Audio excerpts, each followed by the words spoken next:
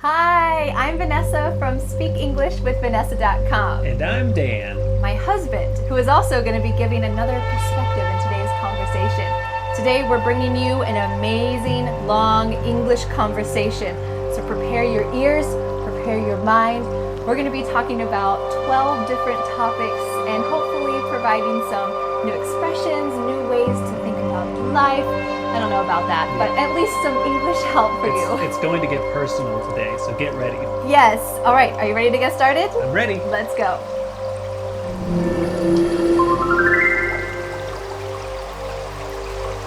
Our first topic is family. And my question is, who do you think that you're the most like?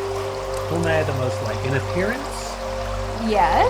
Both appearance and character? Yeah, both. Okay, so appearance, I look mostly like my mom, I think. Okay. I have more of her like skin tone, I have her eyes. Yeah. And on her side of the family, most of the people are pretty skinny. And I'm a rather skinny guy. My dad's side is German and they tend to be a little bit bigger. So yeah, I definitely got my mom's side. But character-wise, I think I'm a little more like my dad. Would you agree? Yeah, I'd say you have shades of your dad. You know me so well, so you can answer this too. Yeah, I think you have shades of your dad. Yeah. Shades, yeah. I think I'm more silly than my dad. That's not very hard because my dad is pretty serious. He's got a silly side though. He does, yeah. But for the most part, I think I'm more like my dad because he has a very calm demeanor. He's very patient and he doesn't get stressed about anything. And actually, my dad gets so unstressed about everything, I can't even understand it. I'm like, how are you so calm like that? And everybody I know thinks that I'm like the most stress-free person that they have. But your dad is even more stress-free. Yeah, but we're similar, like growing up when my parents would be going somewhere and needing to get out of the house. Me and my dad would be the last one out of the house every single time. Then we'd be like, what? We'll make it. We'll be okay. No problem. And your mom and brother and sister were saying, come on, my mom hurry. is like, go, let's go. My mom is much more high stress, anxious kind of personality. That's kind of a typical family situation, I think. How about you?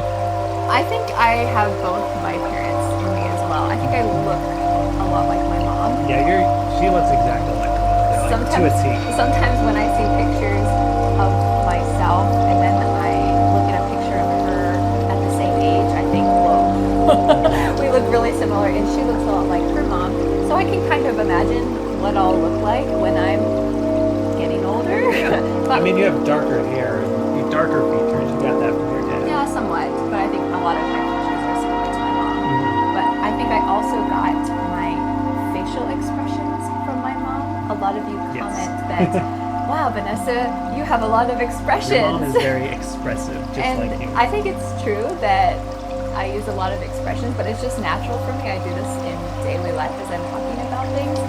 And I think that I get that from my mom. Sometimes I see some of her expressions and I realize, oh, I do that too. Yeah, I remember when we lived in South Korea, every single Korean person was commenting on Vanessa's expression. They're like, your face, it's so exciting. How are you making so many faces? Everybody was surprised. I don't know. I guess in Korea they don't make as many faces. I don't know. Maybe it's just not. Maybe it's just an unusual trait. I'm grateful for that, especially as a teacher. I can hopefully help to explain some different concepts with my face as well. But I feel like I also have parts of my dad. My dad is a pretty rational guy. You're rational like your dad. Yeah, but I think I also have his sense of humor. It's sometimes a little strange sense of humor, but we laugh at the same things. We enjoy playing games and being competitive. So I think that side of me, maybe some of the character side of me, is similar to him. But I feel like I also have parts of my grandma. My grandma is a go person. That's true. She never stops, and I think my biggest flaw is that I have difficulty slowing down and relaxing. I just keep going, and I think that That's why she's with me. I need help relaxing. I have to relax. Yeah, so I think that my grandma's like this too, that she's always going and always doing things, and it's healthy to slow down every now and then. And so I need to do that. She probably needs to do that too sometimes. But I don't know Yeah. if I learned that from her, but maybe that's just part of my I think it's your personality. DNA, Yeah, my character. I can remember even when I first met Vanessa, she was more go, go, go than she is now.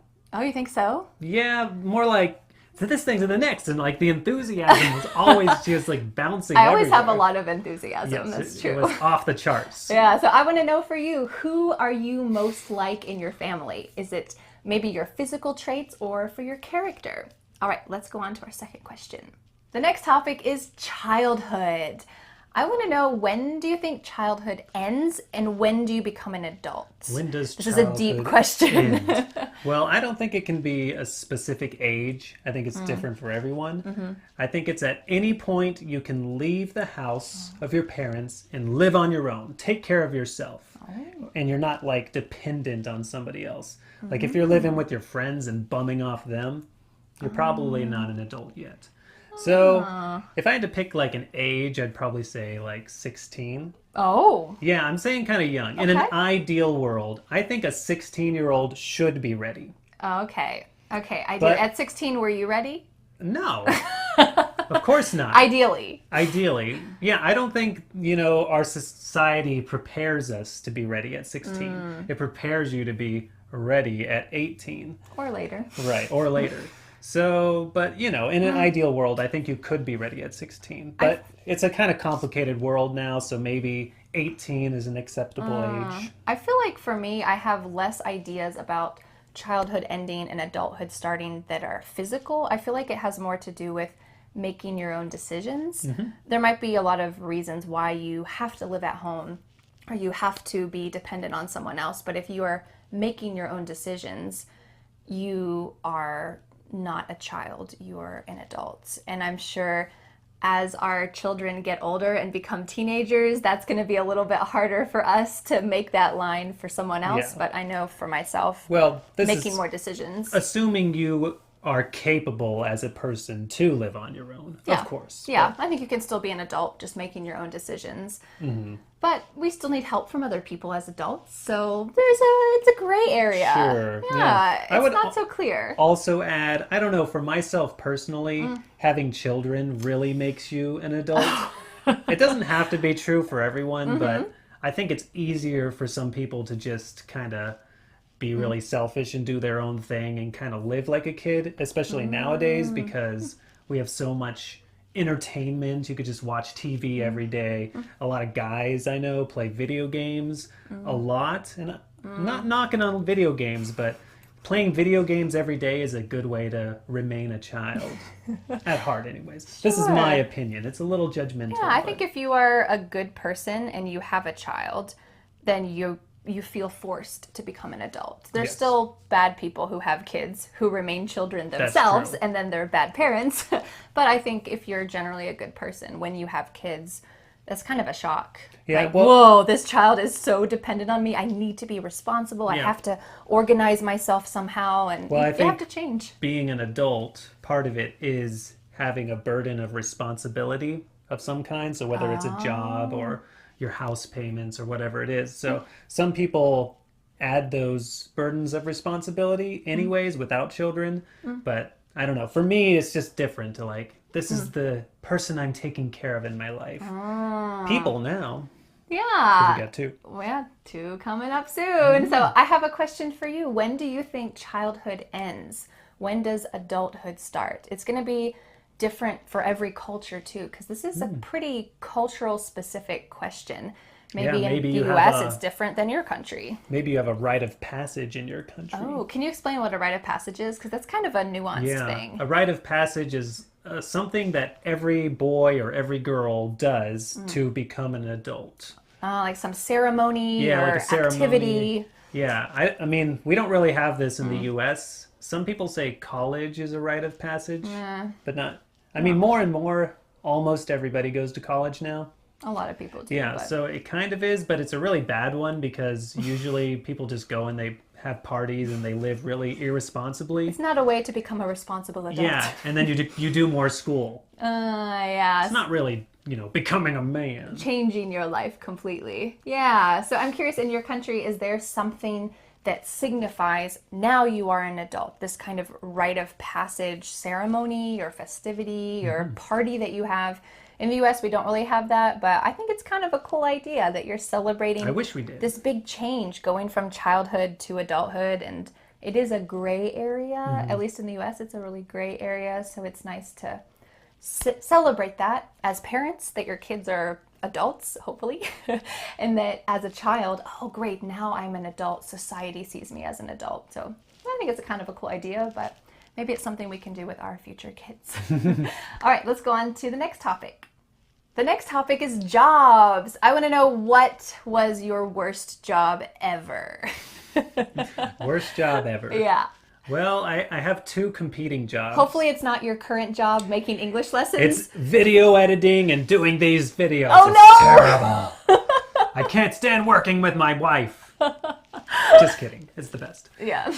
So yeah, really my worst job, if I had to pick just one, it would be being a dishwasher. Oh. Now okay. notice there's no differentiation between the machine a dishwasher and the person who's a dishwasher. It's the same word. So you were like the machine. You were Yeah. washing dishes. I mean, you did have a machine, so you'd have like something on the side, you'd slide the dishes in and all that. But it's just, I was also like, I think I was 16 at the time, an adult. Okay. And I had no friends in the restaurant. They were all older and they were all really tough. I don't know, in America, when you kitchens have a reputation for having really kind of tough kitchen cooks, and they swear a lot, and they make had a lot of life foul jokes. experiences. And I was just like a little Christian 16-year-old kid washing dishes in the corner, trying to look like, relatively normal. But I didn't talk to anybody. And you were homeschooled. You had no Well, experiences. at that time I was in high school. Yeah. Oh, yeah. But it was a small private school. You were very different so from the other not people. only was that really awkward, it was also bad because washing dishes just kind of stinks. You just get all the dishes, and some of the guys used to make fun that I wasn't going fast enough. One guy said, "Dan, you have two speeds, slow and stop." You're like a turtle. Yeah, I'm like a turtle. Well, sometimes I still say that. I wasn't fast enough.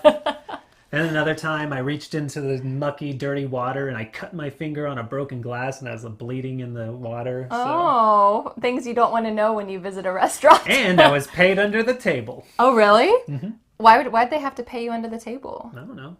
So it's an you were too Italian young? restaurant in rural Pennsylvania. They didn't want to pay taxes on all their employees or something? Of course, who wants to pay taxes I on wonder a if dishwasher? it was because you were 16. Like, was there an age I limit? might have even been 15 at the time. Okay, maybe you were under the legal age that they could hire someone, so they Could be. just paid you under the table. Yeah, so that was that was sounds pretty pretty bad. bad. Yeah, it was a awkward Especially job. as a first job, it just was my seems second job. uncomfortable. Yeah. Yeah.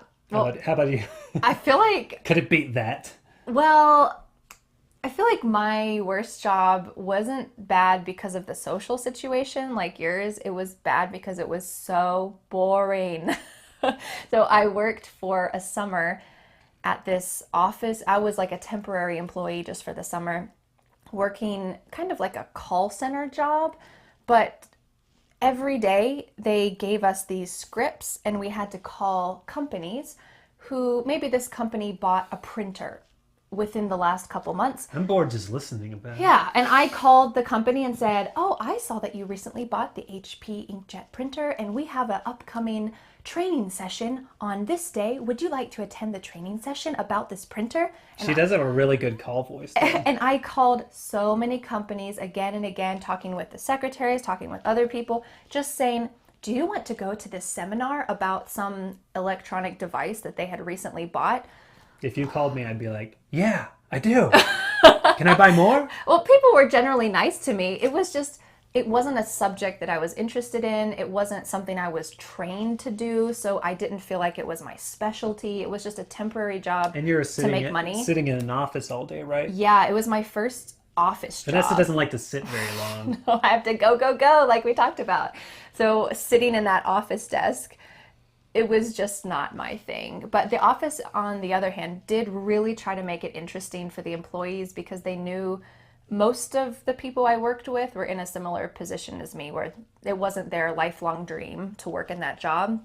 So about once a week, we had these game show competitions That sounds fun. where at lunch, during the lunch break, everyone would go to the lunchroom if you wanted to, of course, and they had these competitions, kind of like Wheel of Fortune or Jeopardy, and the company just had them for the employees. Sometimes we had dress up days where we dressed up like cowboys or dressed up like this. They're trying to make it interesting. Come on, that's better than being a dishwasher. It's probably better than being a dishwasher, but I just felt like they were trying so hard to keep make it employees, to make it interesting, All right. because they knew this is not an interesting job. Yeah. Can I say my second worst job? Oh, yeah, sure. Can you guess what it is? I know you worked at a lot of coffee shops, but those weren't that bad. Working at a coffee shop is good. Okay, what was fun. it?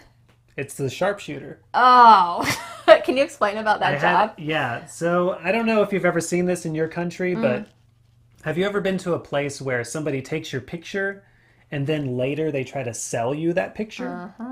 I was that guy. So we took the same pictures. It was going onto a boat in on one of the rivers in Pittsburgh. So you're kind of like a cruise boat. Yeah, a kinda. river cruise. It was very kitschy though, like not high class at all. So people, before they got on the boat, we forced them to stop and go through the line, and we'd take their picture, and it was like required. But people were like, I don't want to get my picture And taken. everyone had their own cameras and phones. And this is they mind didn't you, need this that. is in like 2010, where people already have like phones on their cameras and stuff. I mean, that's at least getting more popular. Yeah, they didn't need your picture. No. And so I had to take everybody's picture. And then when they got off the boat, I stood at the side and said, hey, come over here, buy this picture. And they were like $20 for one picture.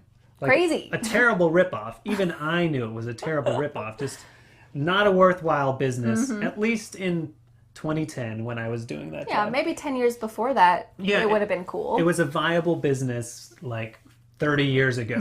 But not now. Yeah, but not anymore. So that was really bad. And one time somebody stole one of my pictures and I actually got fired from that job Because they stole a picture. because they stole a picture and I didn't catch them on times. And I was like, good riddance. Yeah, goodbye to this job. Yeah. Goodbye forever. Yeah, the only reason this was better than the other job than dishwashing is because I worked with some people who were funny and we got along pretty well. And you were outside, you were by the river. It was okay. Except you did have to drive an hour to get there. That's crazy. I did drive an hour to work. You should never drive an hour to get to a But part-time that was job. my fault. I wanted to work in Pittsburgh and I still lived. Did I live with my parents? I think I did. I think so. I wasn't an adult yet. Oh. All right. Well, I'm curious for you. What is the worst job that you've ever had? Let us know. And let's go to the next topic. The next topic is travel. So I want to know, what are 3 locations that you would like to visit or revisit in the U.S.? In the U.S. Yes. Why just the U.S.? Well, the world's a big place, so I had to narrow down the question somehow. Okay. All right. The first place I'd say is the Grand Canyon. Because, of course, you have to see the Grand Canyon, right? I've never been there. I used to live in Colorado, but my family never made a trip to the Grand Canyon. And it just would be an amazing sight. I'm sure of it. Yeah. Second would be the Pacific Northwest, just in general. Okay. Because I've Not heard, like Portland, Seattle in specific. Just I think more specific. I would like to go to Seattle because it's a big city and the city sounds cool. Not many cities in the U.S. are that interesting to me because I've traveled in other places in Europe and in Asia, and those cities are so much more vibrant, except for New York City, which is an awesome city. Yeah, I'm sure a lot of students Sorry, U.S. want to visit the U.S. and they want to see these places. But I'm also from America, so it's like It's not always as- less interesting. Yeah, it's less interesting to me. But Seattle seems like a really cool town, and it's higher on my list than, say, Los Angeles, which just kind of seems like a big, sprawling, stinky place. It seems like a lot more. No offense, LA. It seems a lot more intimidating, at least. Okay, Like, that's a nice way to put it. There's a lot going on there, but Seattle feels more comfortable. Yeah, it So seems pretty hip, too. the Northwest. Yeah, so the Northwest also because there's big mountains there, and then there's really lush and green forests. that'd And be I cool. love taking hikes And if you go at the right time of the year, because I've heard it's very rainy in the Pacific Northwest, I'd like to go and take a nice hike up to a big mountain and maybe hop over to Canada, go to Vancouver Island. That'd be cool. All of that area sounds really, really cool to me. Yeah, I'd be up for that. Yes. Let's do it. Let's do it. Tomorrow. Okay. Maybe not tomorrow, but Okay. I think that'd be really cool. And third would be Colorado. So revisit So Colorado. this is our revisit. So I used to live in Colorado. I grew up there for 5 years of my life, and it was when I was a kid, and I used to really consider it my home. But now I haven't been back in probably 15 years or so. So a it's long been time. it's been a really long time since I've been back, and I'd like to go and maybe travel to where I was when I was a kid. It's gotten so much bigger than it was when I was a kid, so I'm sure there's so many more people there, but also there's really great nature. There's a lot of really big mountains in Colorado. There's the Garden of the Gods, which has really interesting rock formations. As you can tell, we're very nature driven. We want to go see natural places. Yeah. Well, a lot of my places have to do with nature too, but Yes, let's hear them. I almost said the Grand Canyon, but You knew I was going to say. I kind of figured you'd say it, and I think it would be really cool to camp in the Grand Canyon or go for a long hike in the Grand Canyon because you can't With just 2 children? well, maybe when they're older, or maybe we'll just leave them at They home. can take it. Because when you're looking down at the Grand Canyon, that's incredible. But I imagine going down into the Grand Canyon, that would also be just another part Oh of yeah. that. It'd We'd be have so to amazing. hike down in the Grand Canyon. Yeah, that'd be really cool. I should have mentioned that for sure. Maybe with a donkey. Because we're big hikers. We like to hike everywhere. So. Yeah. Well, one of my places is kind of the opposite of yours. It's not a big city, but you said the Pacific Northwest, and I said the Northeast. So I've never been to Maine, New Hampshire, Vermont, this area, and I feel like one of the best road trips would be driving all the way up the east coast of the US and going around Maine and coming down through Vermont. I think all of that geography is just really different than everywhere else I've visited in the US. So I've heard the coasts, like the northeast coasts, are really rocky and lots of this kind of like rugged coastline that I think would be really cool to see. And the forests, I've heard the forests in Vermont are amazing. Just a different type of feel. We live in the mountains here in North Carolina, which is also a great place to visit, Yes. but we already are We live here.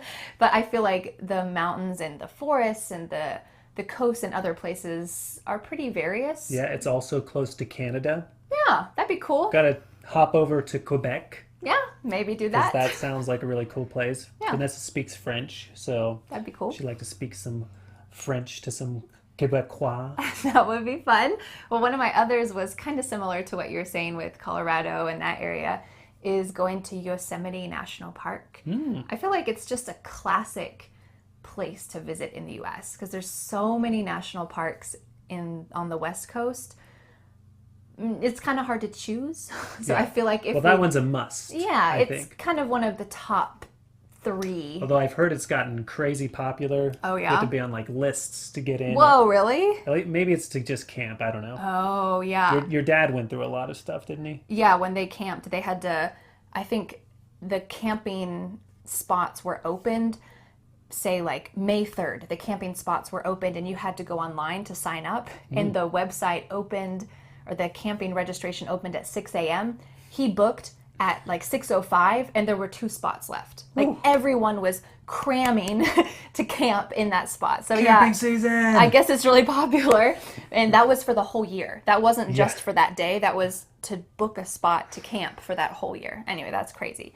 So maybe we'll do that. Maybe we need to book it 5 years in advance. Yeah. But I think it'd be cool to visit national parks in the West because most tourism, well, there's a lot of city tourism in the US, but I feel like a lot of tourism is natural tourism. Yeah, the meat of our tourism is Yeah. nature. Yeah, because I feel like the U.S. is such a young country that we don't have Rome. We don't have these like old cities and this kind of stuff you can visit in cities. It's more nature, which is also old.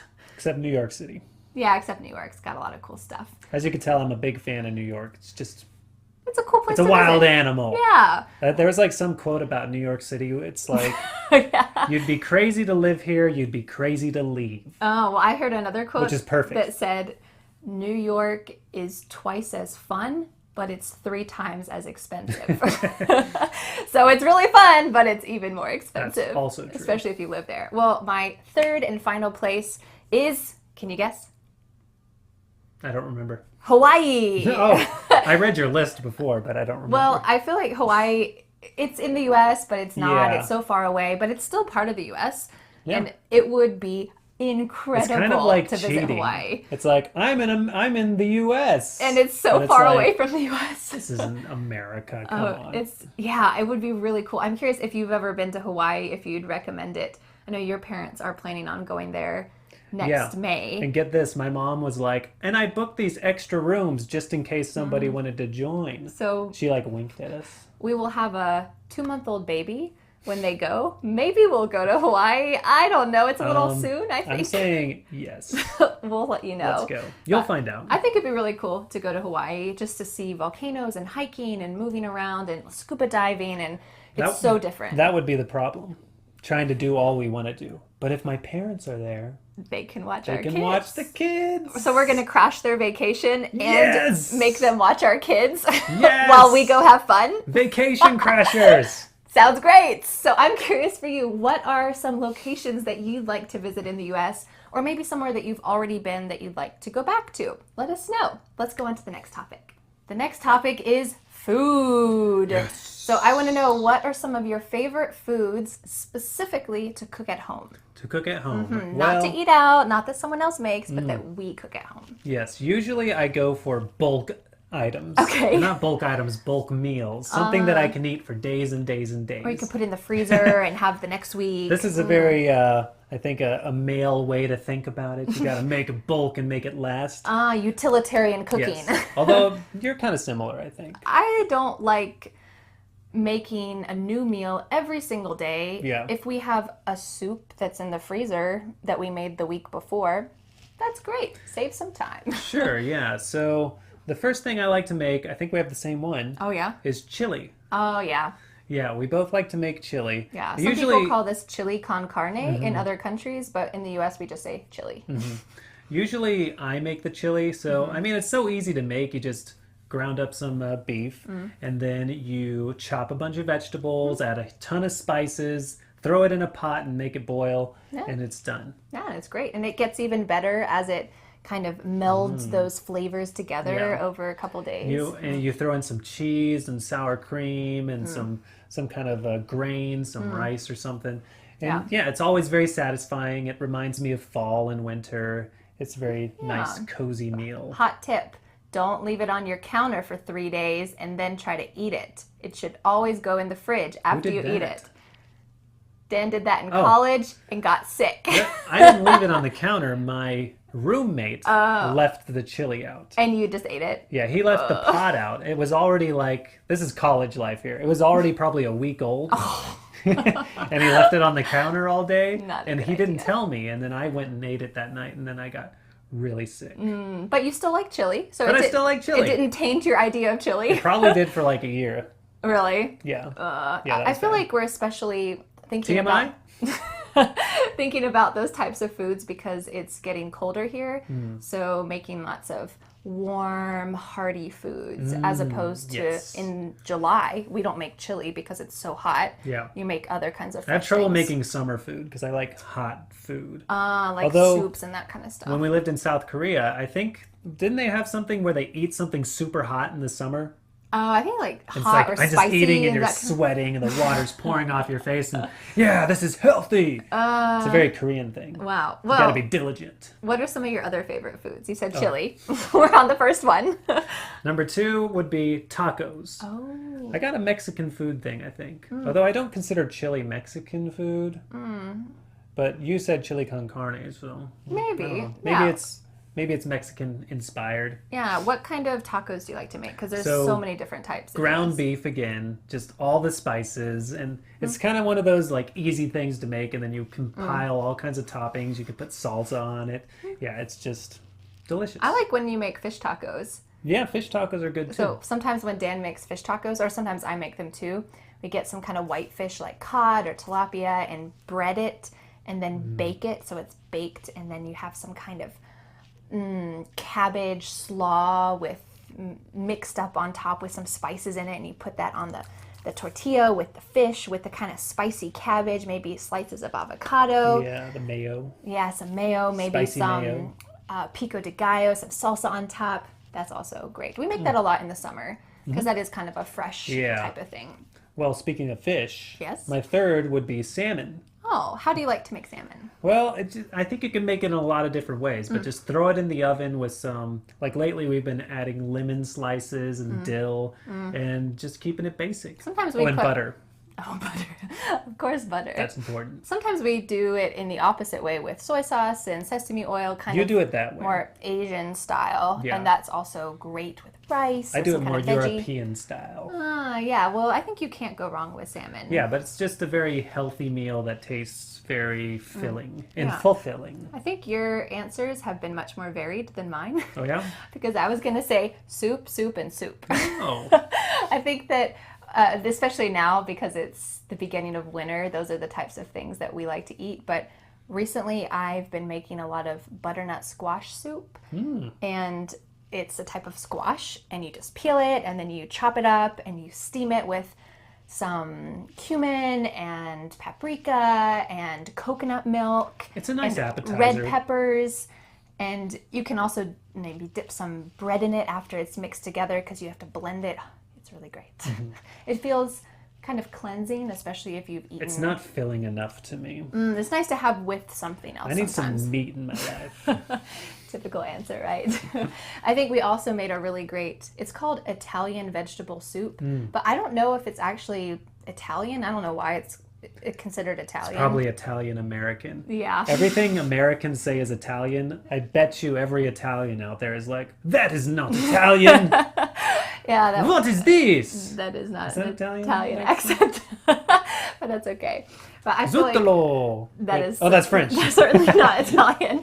So when we make the Italian vegetable soup, it's basically every vegetable you can imagine mixed in a pot, even with some tomatoes and cabbage and everything, peppers and everything mixed together, and some ground beef. And so it kind of has like a hearty, beefy flavor, but it also has a lot of vegetables, so it feels healthy and filling with some nice bread to dip it in. It was very good. Yeah. Although I will say that you can probably tell from this conversation that we are not chefs. No. We don't prepare like really good meals very often. I mean, something they're that's fancy. delicious, but they're not. They don't have like I don't know what's a sous vide or something. Oh, something that's Yeah. really exciting. Well, Although I did make risotto. oh That yeah. was really good. You've made risotto a lot. I made some really good risotto, and I felt like it took a lot of work, and that was fun. I think it took some particular attention to detail. You know, you And use I don't lemon do that. zest. Anytime you use lemon zest, I feel like you're probably crossing over to chef territory. Ah, okay. Well, you have crossed over into chef territory a few times. I remain clearly on the other side, just happily eating whatever you make. But I'm curious for you, what are some of your favorite foods to eat at home? What are some of your favorite foods to make at home? Maybe it's something that comes from your country, or maybe it's just something that you like to make, like toast, something simple. Let us know. Toast. Yes. All right, let's go to the next topic. The next topic is housing. I want you to dream big. If you could have your dream home, what 3 features would it have? So let's say this is a dream home. This is idealistic. This is not realistic. Probably not going to happen to us. No, but it's just a dream. Everyone can dream, right? So Yeah. what would you ideally love A to have? palace, a castle. Hopefully you can hire some people to clean it not really. at that point. So the features of the home. Yes, is what you 3 asked. features would you love to have if you could dream and build your own home? Okay. Well, first, I would want the living room, and I don't know, is a living room common in another country? Yeah, a place where you Yeah. have a couch. Just where maybe you a gather TV. together, Yeah. where you have the couch and where you visit with friends. I would like this room to be humongous and have a really Okay. large window. Are we talking like soccer field size humongous? Or are we talking like twice as big as I'm a talking normal one. football stadium big. Okay. No, not really. Just large. Large ceilings, vaulted ceilings, as they say in the industry, Okay. and a very large window, Okay. or large windows. I said the same thing. I'd like a main room with a big window. Yes, but there's more. Okay. And it needs a great view, an incredible view. Oh, what's a good view for you? What would be an ideal view? I really love looking out at the ocean. That would be great. I'm not a big fan of where I live on the east coast of America. The beaches are all kind of the same to me. They're not my favorite. This would be like in the Mediterranean on a big like cliff. Oh, so Yeah, it wouldn't a cliffside be in the home. U.S. Okay. Yeah, it wouldn't be in the U.S. Sorry, U.S. Maybe somewhere in the U.S. I don't know. It could be Pacific Northwest. Maybe You've the never Pacific been there. Northwest. You don't know. Maybe that's my kind of ocean view. Yeah. So you'd like it'd an be- ocean And it'd be view. really high. Looking Okay. down on my kingdom. So you need to be a king too. I have to be a king in this This is scenario. getting a little excessive.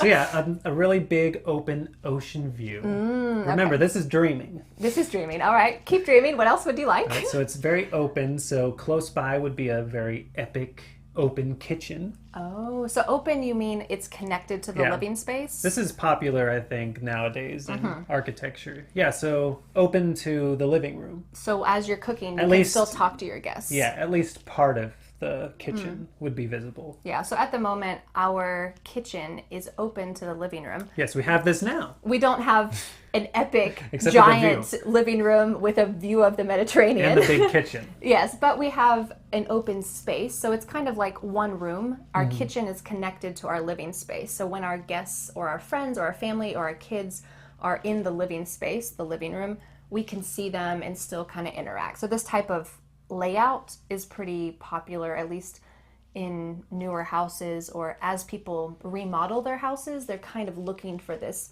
open layout, Yeah. is what it's Called called. an open floor plan. Open floor plan, that's the word, yeah. Mm-hmm. So anything else you would like in this amazing house? Yes, there's one more thing Okay. in my palace, Okay, in your kingdom. in my kingdom. So there would be a game room.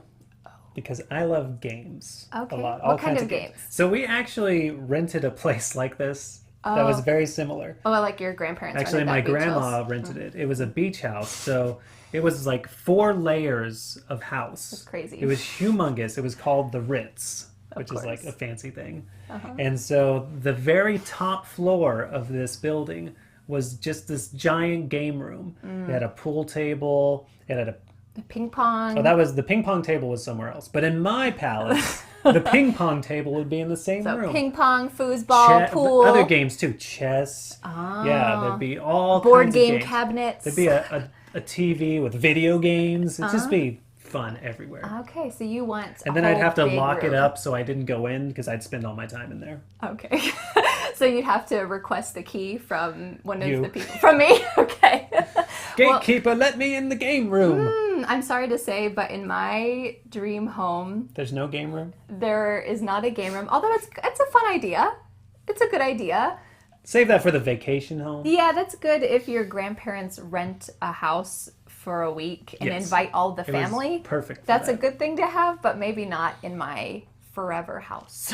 Okay, what's your forever dream home look Well, like? I did say I'd like a main room with a big window. I think that'd be really great. So we have some. But what's your ideal view?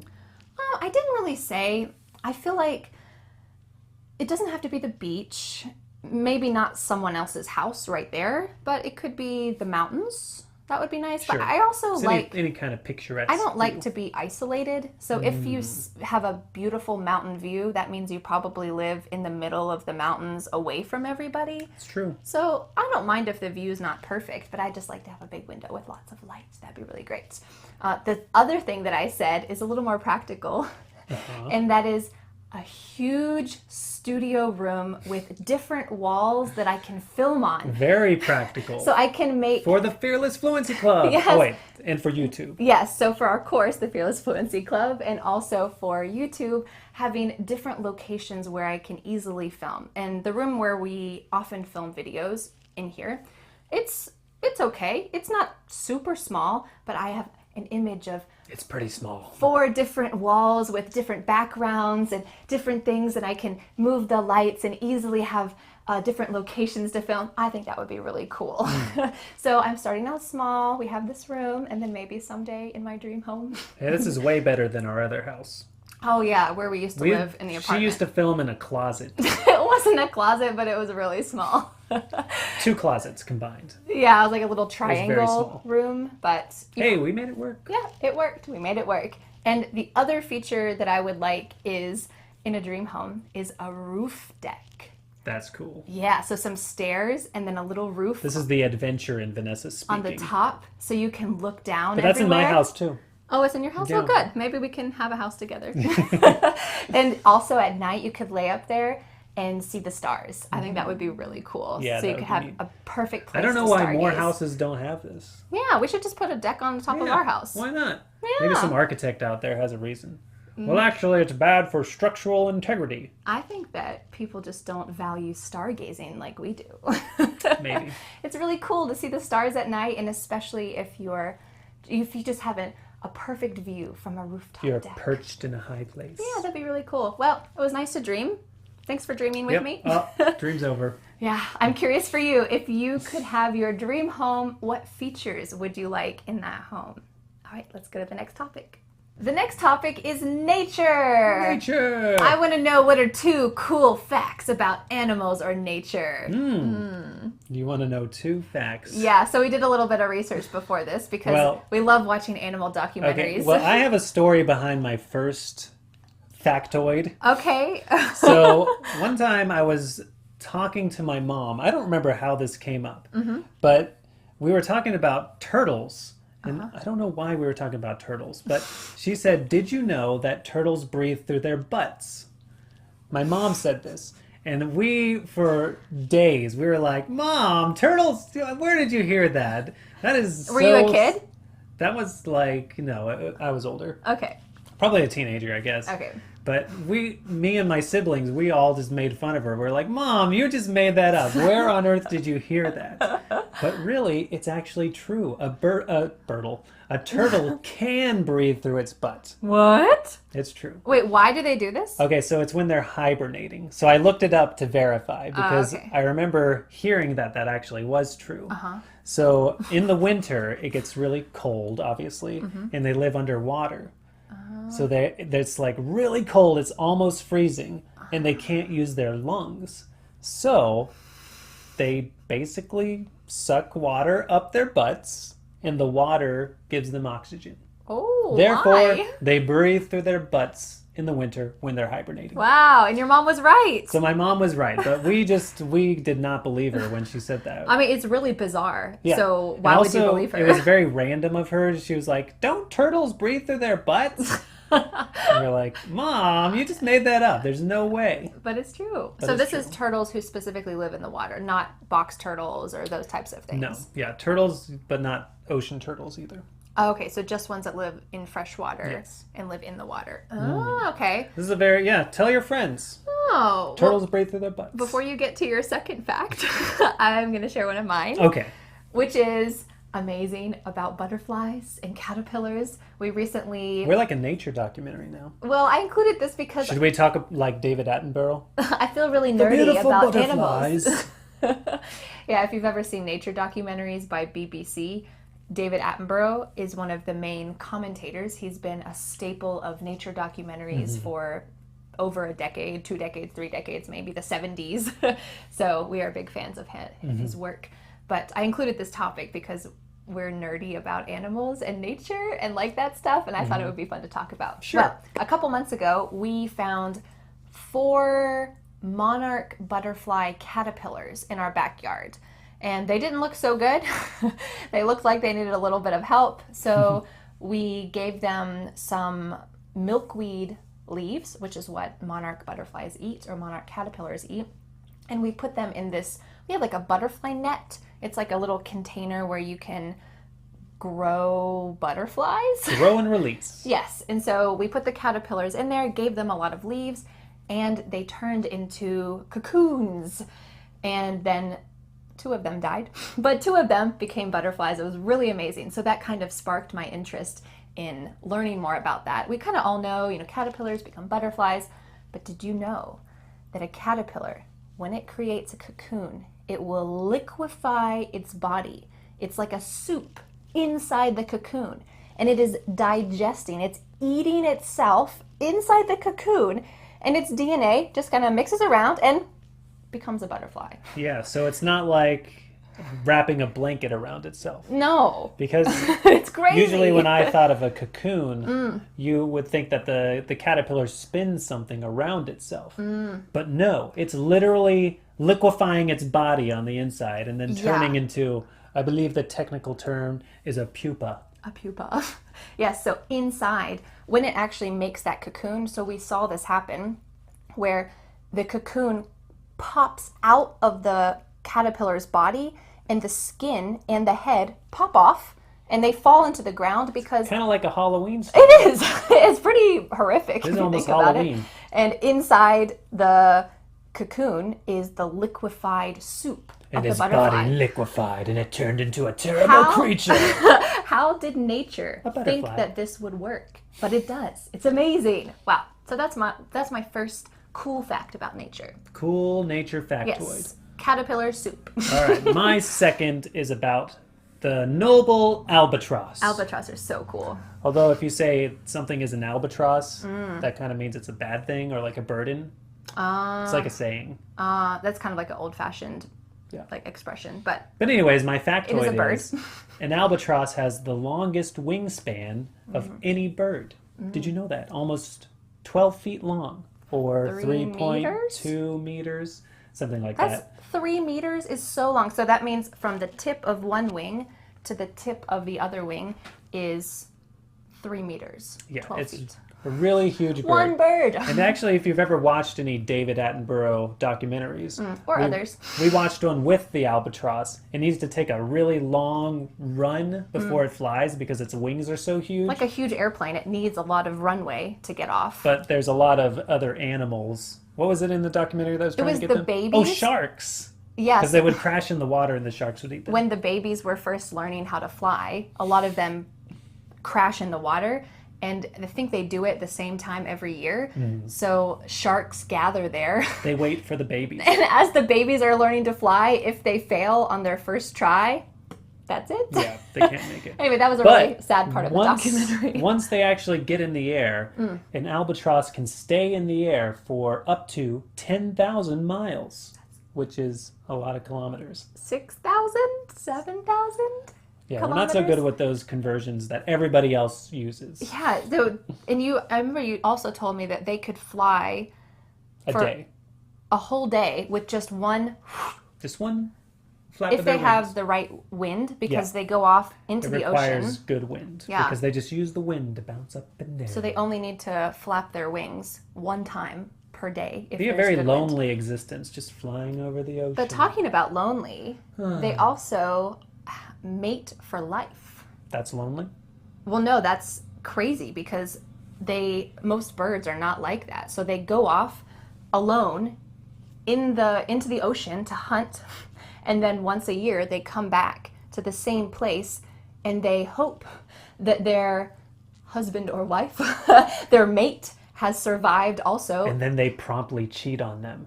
Well, they are not monogamous. But They have partners that they regularly come back to, but then they also, go and flirt with other birds. other birds as well. But they have the same main partner for their whole lives, and they only see them once a year, but they find each other on the same rock, on the same land, albatross They are greet really each cool. other. Yeah. Give kisses. Yeah, you should look up some videos about albatross. They're really cool. Mm-hmm. Well, one of my other cool facts. What's your last fact? My last cool fact is about a mantis shrimp. So The mantis shrimp. we think about shrimp as the thing that we eat, but the mantis shrimp is really different. I'll show you a picture here. The mantis shrimp is an insane animal. It has the best visual senses of any animal, including humans. So I looked this up to make sure I could explain it correctly. Humans have 3 photoreceptors in our eyes. How many do you think the mantis shrimp have? 10. 12 to 16. Whoa. So this means they can see infrared, they can see ultraviolet, they can see every possible thing that's coming through the light spectrum. It is crazy. Basically, thank God it's not huge and lives on land because it would kill us. Yes, and it can also punch through. It has this. They got these hands like this. Yes, they're like this. It can punch through bulletproof glass that is 1 centimeter thick. So it's almost impossible to keep a mantis shrimp in an aquarium because break the they're glass. so strong. It's just a shrimp. They're small, but it can punch through bulletproof glass, and most aquariums don't have bulletproof glass. It's less than that. Why not? But it will punch through the glass and get out. So they can see everything, and they also can punch through the glass, which is absolutely insane. There's a lot of really cool And videos. they look cool too. Yeah, colors Yeah. and their big eyes. Beautiful. You should share the comic about it too. There's a popular comic in America called The Oatmeal. It's a website. Yeah, it's a website. And they have a whole story about the mantis shrimp. Yeah, there's a good YouTube video too about the mantis shrimp. Oh. I think who's that guy who does kind of funny stuff about animals? He's like, that's how the mantis shrimp do. Oh, Z Frank. Z Frank. Look yes. up Z Frank. Just look up For a good laugh. mantis shrimp on YouTube. You'll find many great things because those animals are so cool. All right, we had a chance to be nerdy. Let's go on to the next topic. And I want to know for you, do you know any cool animal facts? Yeah. All right, let's go to the next topic. The next topic is holidays. And it is the end of November-ish, which is Thanksgiving time in the U.S. So I want to know, in your experience, what is Thanksgiving like in the U.S.? In the U.S. Well, it's pretty much just an American holiday, right? Yeah.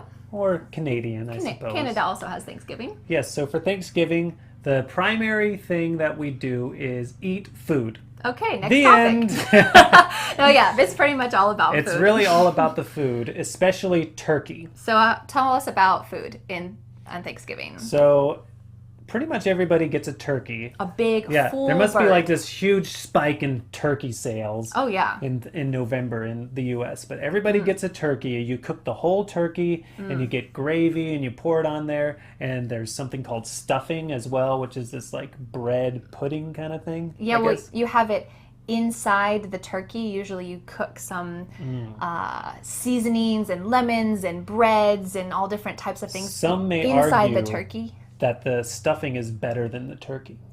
Yeah, sometimes I'm one it of is. those people. Stuffing is great. just eat the It's stuffing. really full of turkey juices. So it's kind of like a breaded mixture. I'll try to share a picture. But So stuffing turkey. the holiday is really just centered around the meal, and then you invite lots of family over. Yes, it And is. usually like one family member will host a lot of family, Yeah. I find. And sometimes friends as well, but like your dad has been doing friends for the last few years. Yeah. But traditionally it's only family. Yeah, I think that this is definitely more a family holiday, that you say goodbye to your friends, go back home wherever you came from. If you live far away from your parents, maybe you'll go back home and have Thanksgiving at their home, or maybe they'll come visit you. It's kind of a time for families to come back together during Thanksgiving. And if you are a very bonded family, then you always say what you're thankful for. Oh. So every year, my family would always say something they're thankful for around the table. And usually when I was a kid, I remember being like, I don't want to do this. I want. But now I'm like, I'm thankful for everybody and everything in my family. It's so beautiful. Get a little more sentimental when you get Yeah. older. Well, back to the food. We're kind of talking about the traditions now, but back to the food. The typical things are a big turkey bird, a full bird. You don't have just slices of turkey. You have the full bird and then you cut it up. Yeah. And then stuffing. Green beans is common with gravy, mashed potatoes, sweet potatoes. In the south of the U.S., sweet potato casserole is really big. This is insane. With brown sugar on it. It's insanely sweet because it's sweet potatoes, which are like orange and already pretty sweet naturally. Then brown sugar and Marshmallows, then right? marshmallows Oh, for I forgot- dinner. I forgot about that. Crazy. But I always eat like this much of that It's- because it's too sweet. it's really rich, but that's kind of a southern thing. And you also always have cranberry sauce. Right. Cranberry is a really tart berry. It's so tart, it's really sour, but when you mix it with a lot of sugar, it's great. And you need mashed potatoes. Yeah, so the cranberries and the mashed potatoes and the turkey, it's a perfect combination. That kind of tart flavors with the mashed potatoes, with the turkey, kind of mixes together really great. Yeah, basically the point is to eat so much you can barely move at the end of the day. Well, they do say that the turkey meat has some kind of... Tryptophan. Is that what it's called? I think so. That kind of enzyme in it? Is it an enzyme? Hormone? Or Chemical? It has something in the meat naturally that makes you feel sleepy. So at Thanksgiving, that's really one of the only times when we eat turkey. So because we eat so much turkey, it's kind of stereotypical to say after the Thanksgiving meal, everyone crashes on the couch and watches football. So it's kind of a... Yeah, football is tradition. Probably the most American aspect of this. Yeah. They don't really play football in other countries. Well, do this they? is American. Not American football. Not real football like not kicking the ball. Soccer. Football like, we throw the ball and we tackle each other and stuff. So there's always an American football game on Thanksgiving. So that's why some of the sayings about Thanksgiving is the 3 F's: family, food, football. When I was growing up, my family would eat Thanksgiving, and then we often would go to the living room and watch football together, even though we weren't big football fans. It's kind of just tradition. What you do. So we would say what we were thankful for. The American religion. And then watch football. And that was just kind of a family time together. I don't know. Did you guys ever do anything? Sometimes we threw football in the backyard. A few years we would throw the football. Yeah. Our family didn't watch that much football. Yeah. We would sometimes, just like the Super Bowl. That's all. Yeah. So I'm curious for you, in your country, do you have any fall meal holiday that's really centered around food? Yeah, we should also say, I think it's supposed to also traditionally be you feast on all the food that you grew. Yeah, but most people are not farmers nowadays. But I think traditionally it does have that element of the harvest is in. We come and eat all this delicious food. It was a good year. Thankful for the good harvest. We're thankful for the good harvest. So maybe a lot of countries have something like that. Yeah. All right. Let's go to the next topic. The next topic is relaxation. So I want to know, if I were feeling stressed, what tips would you give me to help me feel relaxed? If you're feeling stressed. Yeah. Well, I don't know if this would work for everyone, but I find that playing a sport or doing something active that requires some concentration really helps me not be stressed. Like if I'm concerned about something, I like to go and maybe play some basketball where your only goal is to put the ball in the hoop. It's just something very simple and you're using your body, which is different from how a lot of people live today, which is very stationary and thinking about all kinds of problems and then looking at your phone and reading about more problems. Everything's a big problem, it seems like. So if you get out and move your body. So if you get out and you move your body. Yeah, and it could just be a hike.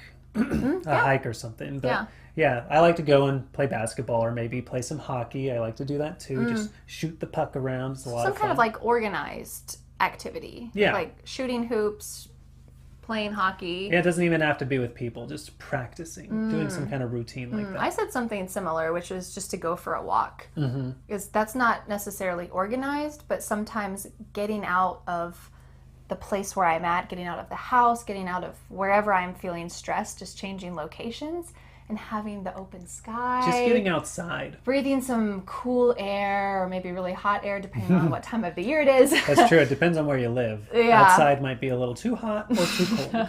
But it's just nice to kind of remove yourself and move and take a walk. Yes. Even say, okay, I'm going to walk for 5 minutes and I'm going to turn around and walk 5 minutes back. Sometimes 10 minutes can make a big difference. At least it can help me feel more relaxed, or at least more realistic about my stress. Like if something's stressing me, maybe I shouldn't really be stressed about it. So taking a walk helps me to kind of recenter myself and think it's not a big deal. It's fine. I'll just work it out. Okay. And the next thing I would do is take a shower. Oh, okay. Well, I take nighttime showers, so I don't know. I just find for me when I'm getting clean and I'm like, it's kind of that same thing. I'm just like, washing my arms, washing my hair. And I find my mind kind of drifting and it's like nice and warm. I don't know, for me, maybe most people probably would say taking a bath, but I don't really like to take a bath, so, but Taking a shower. I've Yeah. heard too that like when you're taking a shower, sometimes that's when your best ideas happen Yeah. because you have no stimulation. There's nothing around you. You're just in the shower. So your mind can really be blank or you can really kind of decompress in a different way. I feel like that too. Taking Yeah. a shower feels good. nice warm shower.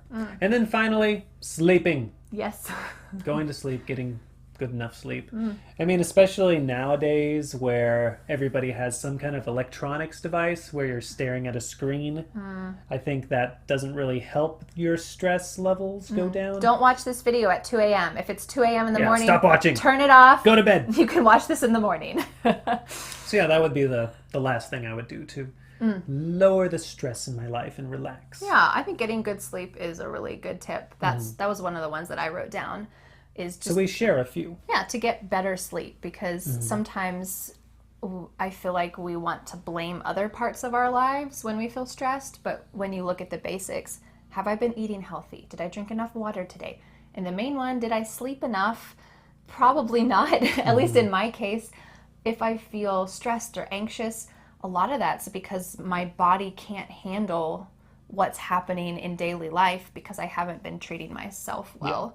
So if I sleep better, whether that's consistent sleep or a longer period of sleep, just doing that will help me to feel less stressed during the day. It is situational though. Some people need more or less sleep than other people. Yeah, so that's why I said get better sleep. Better sleep. Whatever for you. is better for you. But one thing I mentioned that you didn't say, you kind of said, but is to take a tech break. Oh. And a tech break, we often use this term in our relationship to say, today we're just gonna put away our phones. We're not gonna do anything with any electronics today at all. And it seems like it's a simple, easy thing to do, but it feels good just to take a little break, especially if that is stressing you out or if you're kind of avoiding dealing with problems by looking at your phone. I think a lot of us use social media or reading The articles. phones and tablets are really bad. Yeah, I to think, get because they're distracted. so easy to pick up and just keep using. Yeah. And there's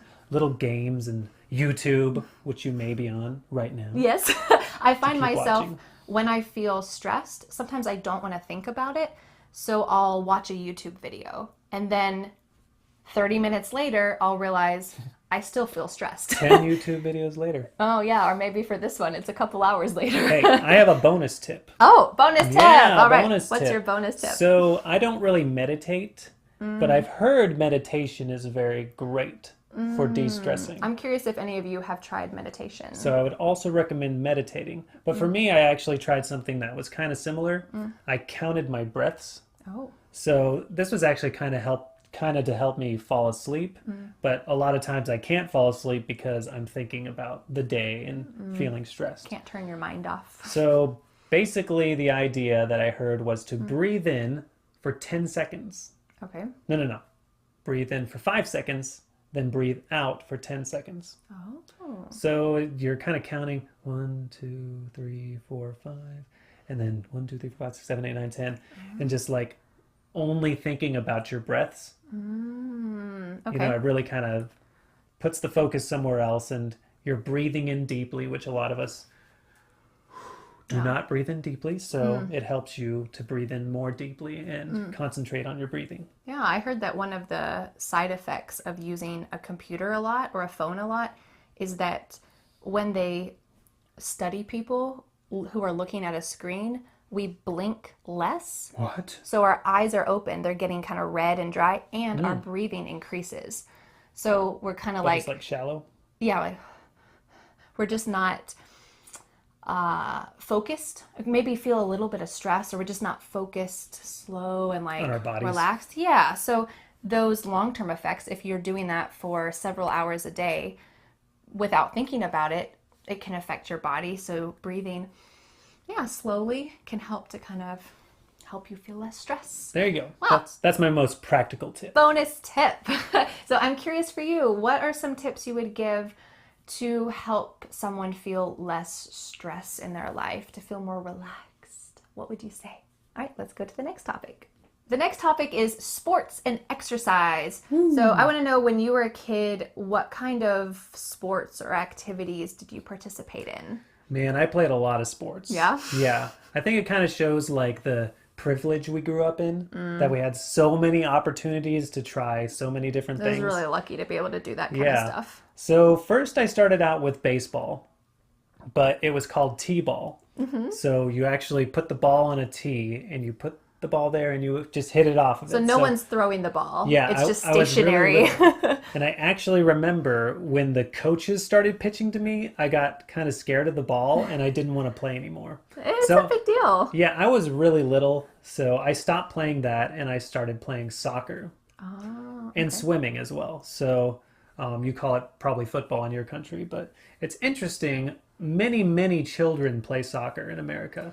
Yeah, I It's think it's very common. easy to get into because you just are running and kicking a Sure. ball. There's no equipment or specialized movements, Right. at least for kids. But for some reason, it's not a popular sport to watch. Or for adults. Yeah. A lot of adults don't play Adults soccer. don't play soccer that much. It's just children. Yeah. But I played soccer for probably like 6 years. Oh, And then I never played it again. Yeah. just as a kid. Yep. And so I did that, and I did swimming and gymnastics for a while. I had a phase where I used to like to do a lot of flips. So I would jump on cool. the trampoline and do backflips and front flips. In like a gymnasium that's like Yeah. a gymnastics But center. also in my backyard, we had a trampoline. cool. So I would do that. And then I did figure skating where we were doing spinning and stuff. I did figure skating too. Yes. And then my brother convinced me to take up a more manly sport, hockey. Oh, it's a shame. You probably would have been really good at figure skating. Yeah, I was all right, but, Yeah. you know, I think that's the kind of thing it wasn't that, my true love. like hockey. That would be hockey. Well, I'm glad that you found your true I love, do love hockey, but I don't really have the build for it. I'm a little too small. But I still had a lot of fun playing hockey. Yeah, and you still play hockey. Mm-hmm. You play on a team here in our city. I feel like as a kid, That's all of my sports. you had a lot of organized sports Mm-hmm. as a kid, and maybe that's just because you have an older brother or just something that you wanted to do. But I feel like for I think me, my dad thought it was good for me too. Which I think is true. It's good for kids to get into organized sports. Sure. I feel like for me as a kid, I didn't do team sports as much. Like we just played in the backyard a lot. Weren't you kind of a timid child too? I wouldn't say I was timid, but I didn't like physical contact with other kids. So basketball for me was really physically Too aggressive. rough. Yeah, a little too rough. I didn't really like that. You should but try hockey. That's very rough. But I loved swimming. So I think that swimming was probably the main sport of my childhood. And through high school, every summer, my sister and I were on a swim team. And that meant that every day, twice a day, we would go to swim practice. Vanessa's a really good swimmer. And She can kick my butt. not literally, that is a figurative expression that means I can swim better than Dan, which is true. It's true. But it just means that I know the technique. And if Dan or you I'm out there like, if you know the struggling. right technique, you can have a lot of endurance because you're not wasting your energy. So I feel like I learned the right technique.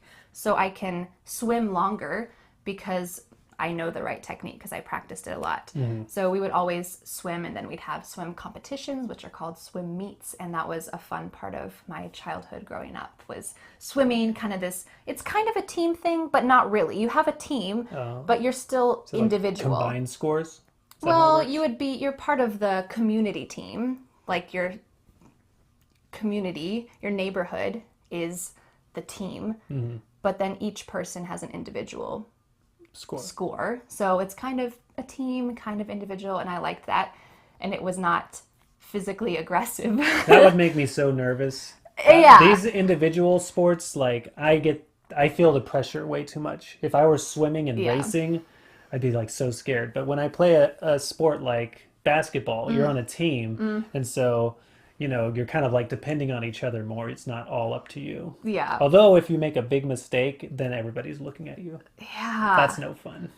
Yeah, I feel like I like having a team, but at the same time, I like having kind of your own thing going on. You can kind of be more individualistic. So Yeah. I'm curious for you, growing up, did you play organized sports like Dan? I also did some volleyball in high school, those types of things, kind of organized sports. But did you play organized sports like that, or did you just play with your friends in the neighborhood like I did growing up with my friends in the neighborhood? What kind of activities or exercise type things did you do when you were a child? All right, let's go to the next topic. The next topic is electronics. This is another hypothetical, maybe a dream type question, but I want to know if you could upgrade any electronics in your life for no price, it's free, what would you like to upgrade in your life? Interesting. Yeah. See, I feel like I'm pretty satisfied with our electronic status. Oh, okay. Electronics status. Uh-huh. Yeah, because you know me. I already upgrade my electronics quite freely. Dan likes electronics. I do, especially like speakers and music. I love music, so I buy a lot of headphones and a lot of speakers and stuff like this. And every time I'm about to buy something like that, she looks at me like, why are you buying another thing like this? I haven't bought too much, but Yeah, it's not I too just much, tend to but- like browse, and sometimes I look at these humongous speakers that would fill like an opera room or something, and I'm like, these would be awesome to have. And then I need to remind Dan that we don't live in a house the size of a football field like But in his my dream. dream house, Someday when we have that dream house, it will right? have those speakers. So what yes. would you like to upgrade if So you what could do would- it for no price? Yeah, so right now it'd be a laptop. Oh yeah, your laptop just broke. Yeah, so our son Theo decided to step on my laptop, and it still actually works pretty well, but it snapped in half. So Yeah. somehow it's still working, but it's old anyways. Yeah, it's his fault, but you know, you Yeah. shouldn't have left it on the floor. So I'll probably update my laptop soon, which is a very doable thing Okay, nowadays. yeah, you could get a laptop that isn't broken in half. Yeah. And the second thing is actually something we've never had before, which would be a security system. Oh. So it sounds like you would only want this in like a neighborhood where you You feel kind of feel dangerous. like you're in danger. Yeah. But I still feel like it would just kind of add comfort to me. okay. We've always lived in like apartments where they had like a gate or a front door where You have other people around you. and you have other people around you. You're not like just like such a solo target. Because in America, you're just living in like a house in a neighborhood, and it's like standalone. So I'd like to get some like cameras and something I could check on the house and make sure everything's okay, and just for peace of mind mostly. Okay, yeah, I feel like our neighborhood's not dangerous It's at very all. safe, yeah. But even if you leave to go away for a week and Mm-hmm. you want to be able to see outside the house, that could be helpful. Yeah, and in modern times, there's a lot of really good security systems out there. Yeah, that could be helpful. I feel like for me, my answer to this is This shows how much Vanessa cares about electronics. I had to think about this for a long time because I don't really care about electronics. I always that much. choose the electronics. I bought her computer. I actually built her computer. Yeah, Dan built the computer that we use for editing and for doing work. But I feel like for me, something electronics that I would like to upgrade is kind of practical. Our car that we have, you use a key to open it, and that's fine. What? But You use a key? it would be really great to have a beeper button. So this is pretty typical. This And is funny because everybody in America has this, Yeah. except for us. I think if your car is newer than 2000, so if it's within the last 20 years, you probably have a beeper that opens the car door. Some really new cars have a beeper that turns on the car. I don't need that. I just would like a beeper that can open the door because we have a 2-year-old and soon we will have another child, and opening the car on one side, going to the other, putting him in the car, coming back, unlocking it. It seems Yeah, we never realized how much we'd appreciate this. yeah, I would really appreciate this small I mean, convenience. our car should have this, but we bought it used, and Mm-hmm. the person who sold us the car lost those keys. Yeah, they only had the regular key. Yeah. So do you think that it's possible because that Yes. existed before? Could we do this? Yes, it's very easy. Oh, really? Yeah, we have to go to the dealership and Oh. ask them, and they have to calibrate it. And we have to just like buy more keys? My dream is going to come true! We could make this happen, but I think Okay. at the time when I asked the dealership about that, Mm-hmm. we had just bought the car and it was pretty expensive, and we didn't really have that much money, and I was like, we can't afford to get the keys too. Sure, because we decided to pay for the Right. car But outright. it's definitely doable. very simple Wow. fix in your life. Wow, dreams come true right here on YouTube. Thank you. Well, I'm curious for you if you could upgrade or if you could have some electronics completely for free with no price added, what would you like to upgrade in your life? I'm curious. Let us know. All right, let's go to the last topic. Our final topic is money. So I want to know, what are 3 purchases that you regret? 3 things that were not worth That I it. regret. Not 3 things I love. No, what were 3 purchases that after you bought it, you said, "Ah, I shouldn't have bought this." Oh, okay. So Yeah. regretful purchases. Well, the first one I can think of kind of checks all of the boxes as something you regret. Because in the first place, you didn't want me to buy this. Because it was Expensive. headphones. It We were was- talking we were about talking about- music devices. Yes. So I already had headphones that I listened to all the time. That he loves. So I was already getting the judgment feelings from Vanessa. But I thought maybe I wanted something with even better sound, maybe a different kind of sound. I was looking for the new sound. So But what happened? And we didn't have very much money at this time either. So There's another layer. I bought these over $100 headphones, and we took them home, and they started hurting my ears. Because They're just painful. they're like noise canceling headphones. No, it's like they're on ear. They weren't really built to listen to as long as I do. Okay. So they hurt my ears, and I was like, oh no, they're hurting my ears. This is really bad. I can't tell Vanessa. Yeah. But then also, like, we bought them in South Korea, and the place that I bought them had a no return policy. So I couldn't return them. And then And what then- happened? I brought them home, and I set them down, and our cat walked up to them and bit the cord and just broke them. Yes, in, within like, 5 minutes. Within 5 minutes. No, like 5 seconds. The second I set the headphones down, the cat bit them. And there was a kind of cord that you can't just take out and Yeah. replace it. You have to send it into the company and pay a lot to get it fixed. Well, I didn't know how to fix it. I think my dad actually fixed it later, and he used them. Oh, that's good. So there you go. It actually worked out in the end. Wow. But yeah, there was a But- couple layers of Yeah, there's a regret. lot of layers of regret, and then the cat bit the cord anyways. So And that's something that we should have known. We should have put them up somewhere. You could have put them somewhere else, but just kind of was icing on the cake, yeah, which means No, I it can't was even use one them. more thing. because I was like hoping, oh, someday maybe they'll be more comfortable. Maybe they'll just feel better. I'll get used to them. But then you can't even use them because our cat bit the cord. Yep. Well, that's a regretful purchase. There you go. There's a whole story behind that. Yeah. Can I say one of mine first? Go ahead. Yes. Okay. One of mine is much smaller, but it is anytime that I buy tea at Starbucks.